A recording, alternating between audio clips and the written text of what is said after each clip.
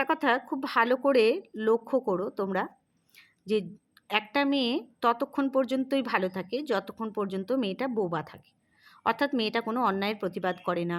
মেয়েটা ঠিক দেখলে সেটাকে ঠিক বলবে না, ভুল দেখলে সেটাকে ভুল বলবে না, সত্যিটাকে সত্যি বলবে না, মিথ্যাটাকে মিথ্যা বলবে না। অর্থাৎ মানে তার উপর কোনো হয়ে যাওয়া অন্যায়ের প্রতিবাদও করবে না।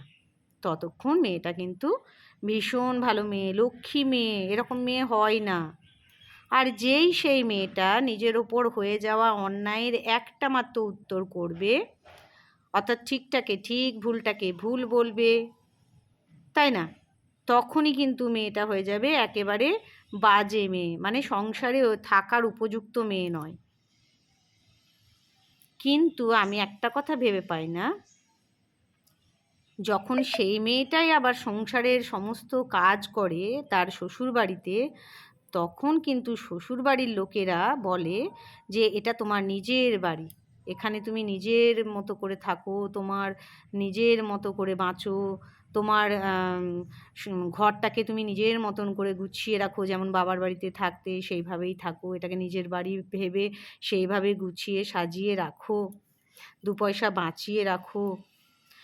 কিন্তু যখন সেই মেয়েটা রেগে যায় বা হয়তো তাকে রাগিয়ে দেওয়া হয়, তার সঙ্গে যখন বাড়ির লোকদের কোনো ঝামেলা অশান্তি হয়, তখন আবার পরক্ষণে তারাই সেই মেয়েটিকে স্মরণ করিয়ে দেয়, ভালোভাবে বুঝিয়ে দেয় যে এটা তোমার বাবার বাড়ি নয়, এখানে একটু বুঝে শুনে কথা বলো।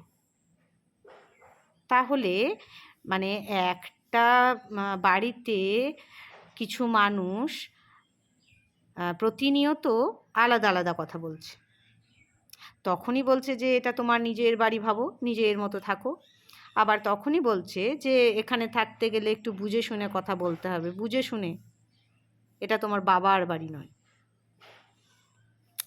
তো যারা এ কথাটা বলে যে এটা তোমার বাবার বাড়ি নয়, স্মরণ করিয়ে দেয় সর্বক্ষণ একটা মেয়েকে, তাহলে সেই মেয়েটাই বা তার শ্বশুর বাড়িটাকে নিজের বাড়ি ভাববে কেন? সে তো পরের বাড়ি ভাববে, তাই না? দেখবে একটা কথা, বেশিরভাগ মেয়েকেই যদি জিজ্ঞেস করা হয় পার্সোনালি যে শ্বশুরবাড়িটাকে তুমি তোমার নিজের বাড়ি মানে নিজের মতন করে তুমি থাকতে পারো, মানে যখন খুশি তখন ঘুম থেকে উঠবে, যাকে যা খুশি বলে দেবে, কোনো ভুল দেখলে কোনো অন্যায় দেখলে সঙ্গে সঙ্গে সেটার প্রতিবাদ করবে, দেখবে বেশিরভাগ ক্ষেত্রেই বেশিরভাগ মেয়েরাই বলবে যে না, তাই কি পারা যায় নাকি? বাবার বাড়ি আলাদা, শ্বশুর বাড়ি আলাদা। আর আরেকটা কথা হলো যে বাবার বাড়িতে যখন তুমি খেতে বসো বা খাও বা না খেয়ে যখন রাগ করে থাকো, তখন তোমাকে কিন্তু সবাই মানে খাওয়ানোর জন্য তোমাকে সবাই উঠে পড়ে লাগে, খেয়ে নে খেয়ে নে খেয়ে নে।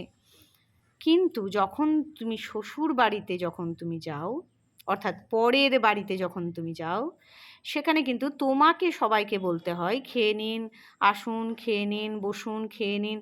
তোমাকে কিন্তু কেউ জিজ্ঞেস করে না যে তোমার খাওয়া হয়েছে কিনা, বা তুমি যদি রাগও করে থাকো কোনো কারণে, তাহলে কেউ জানতেও চাইবে না যে তুমি রাগ করেছো কেন বা তুমি খেয়েছো কেন।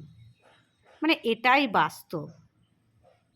জানি না কতটা বাস্তব, কিন্তু এটা নিজের অভিজ্ঞতা থেকে শেয়ার করলাম। ভালো লাগলে অবশ্যই ভিডিওটা একটা লাইক করে দিও, আর চ্যানেলটা সাবস্ক্রাইব করে দিও, পারলে শেয়ার করে দিও।